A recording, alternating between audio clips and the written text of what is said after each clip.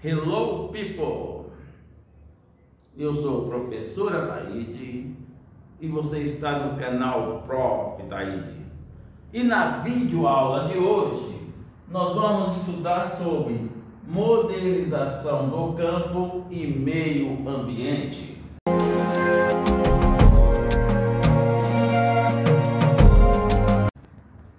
Papel da natureza na produção agrícola e pecuária.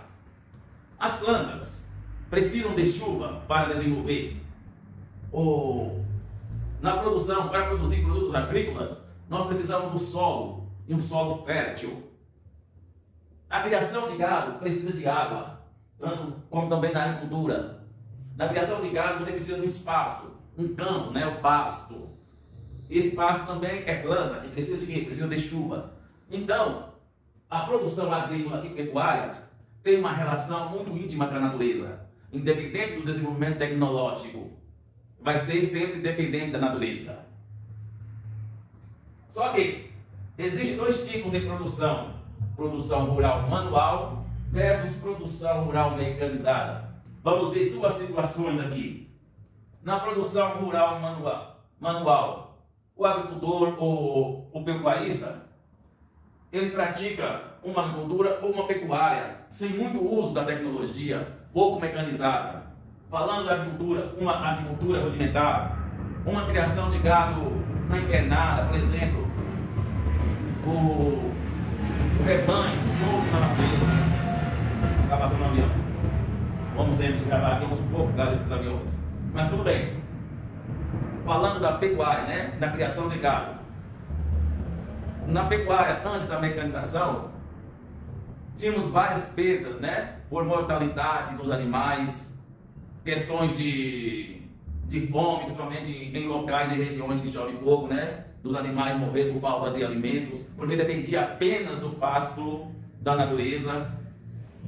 Na questão da agricultura, era aquela agricultura rudimentar, onde você ocupava muitos trabalhadores, e o fato de ocupar muitos trabalhadores, isso não significa que a produção tinha grande produção, a produção era menor. Então aquele fazendeiro, na época lá da agricultura pouco mecanizada, ou hoje mesmo que opta por uma agricultura, por uma produção rural manual, ele vai ter os seguintes problemas, Ele vai ter que empregar muitos trabalhadores, vai ter que trabalhar com muita mão de obra e, consequentemente, a produção vai ser menor.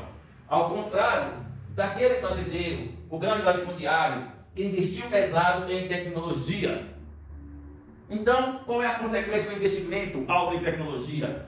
Ele vai ter um bom custo-benefício, porque ele com dinheiro, investiu muito dinheiro, é fato, mas em compensação, o lucro dele vai ser muito maior do que este produtor aqui, que optou pela agricultura rudimentar. Por quê? Este aqui vai empregar menos trabalhadores, e os trabalhadores que eles vão empregar aqui tem que ser trabalhadores qualificados, vai ser uma mão de obra qualificada. Este trabalhador aqui, por exemplo, eles vão ser uns trabalhadores que vão entender de informática, vai entender do manuseio das máquinas, São operadores, são trabalhadores que estão sempre atualizados, correto? E todo esse gasto compensa, porque no final ele vai ter a sua produção aumentada. E a produção aumentada significa mais lucro. Então esse produtor aqui vai ter mais lucro do que esse produtor. Esse aqui vai ter mais trabalho, vai ter que lidar com mais trabalhadores e vai ter uma produção menor. Isso, eu estou falando da questão da agricultura, mas isso serve também para a pecuária. Tanto aqui, na pecuária menos, pouco mecanizada ou nada mecanizada, você vai ocupar mais trabalhadores também, de fato. Por exemplo, tirei o leite, você vai ter que contratar a pessoa para tirar o leite, enquanto esse aqui, para tirar o leite, ele vai tirar o leite através da ordenha mecanizada, onde coloca lá na seta da vaca, lá já aquela máquina lá que atira o leite. Além de tudo, é muito mais higienizada e um serviço muito mais rápido, uma produção muito maior. Aqui também nós podemos destacar um fato muito importante: a questão do empregar menos trabalhador. Aí nós voltamos lá no semestre passado, onde vai explicar o desemprego estrutural que nós trabalhamos no semestre passado. Você lembra o que é o desemprego estrutural? É aquele desemprego onde os trabalhadores são trocados pelas máquinas, Isso aconteceu na indústria, mas também aconteceu aqui no campo, com a modernização da agricultura. Mas você só vê vantagem nessa questão da produção mecanizada? Vantagem sim, mas para quem? Para o grande latifundiário. Mas nós temos problemas, né? A produção mecanizada, ela vai aqui, com certeza, prejudicar muito mais o meio ambiente. Por quê? Eu posso citar vários fatores que a produção mecanizada vai prejudicar mais o meio ambiente, mas vamos citar aqui dois apenas.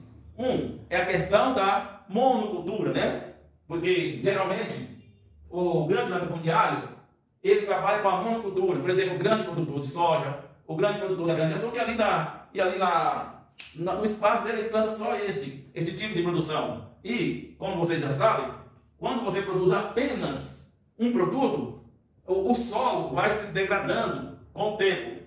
Outra desvantagem que vai degradar o meio ambiente é a questão, para produzir mais, ele vai usar muito o quê? Muitos fertilizantes, agrotóxicos.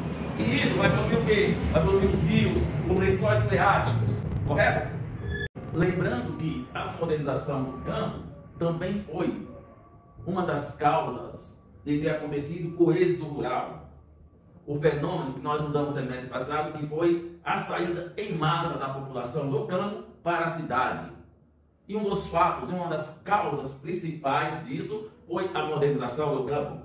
Lembra lá, ainda há pouco nós estudamos a questão da agricultura rural manual, empregava vários trabalhadores, e a agricultura mecanizada emprega poucos trabalhadores. Então, esses muitos trabalhadores que dependiam da agricultura manual para seu sustento, ficaram desempregados. Então, eles tiveram que se mudar para a cidade para procurar uma vaga, uma colocação na indústria.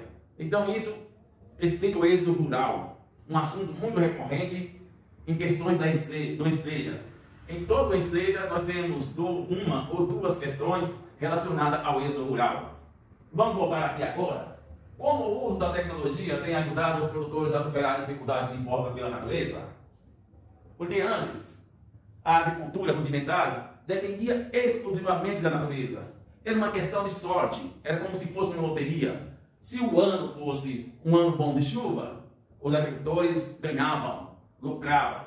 Se o ano fosse um ano ruim de chuva, o agricultor ficava no vermelho. Então era sempre um jogo, né? Sem saber o que lhe esperava. Dependia total e exclusivamente da natureza. Mas com a tecnologia, eles conseguiram superar algumas dificuldades impostas pela natureza. Vamos ver? Por exemplo, quando o solo não é muito fértil, qual é a solução? É o uso de fertilizantes, né? Adubos, para que esse solo se torne um solo mais fértil e possa produzir mais. Na irrigação em áreas secas, por exemplo, faltou chuva. A chuva não veio na época certa. Antes, perdia toda a produção. Hoje não, hoje nós temos a opção do sistema de irrigação, onde você puxa a água do rio para irrigar as plantações.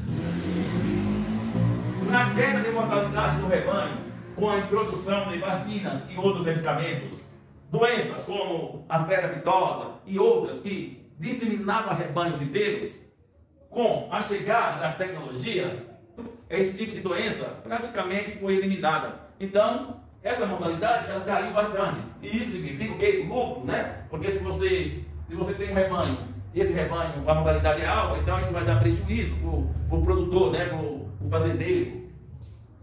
Informações mais precisas da previsão do tempo. Hoje, as pessoas têm informações mais precisas da informação do tempo. E isso ajuda o quê? Na agricultura, na pecuária. Ajuda no planejamento. Então, com essas informações, o agricultor ele vai planejar melhor o seu plantio, vai planejar melhor qual é a data certa de plantar, a data mais chuvosa, que antigamente era uma sabedoria popular, que às vezes nem sempre dava certo. Hoje em dia, nós temos aí as previsões para meses e meses, né? E na sabedoria popular, eles tinham lá, olhar para o céu, esse ano vai ser chuvoso, alguns sinais que indicavam que o ano ia ser chuvoso ou não. Às vezes dava certo, às vezes não dava. E quando não dava certo, era prejuízo na seca. Hoje não. Hoje, com o uso da previsão, através da tecnologia, eles podem se planejar melhor, né? Então isso pode facilitar a produção. Tá ok, pessoal? Então aí está mais uma aula. Se você gostou do vídeo, se é novo por aqui, se inscreva no canal. E não deixe de dar aquele like. Até a próxima aula.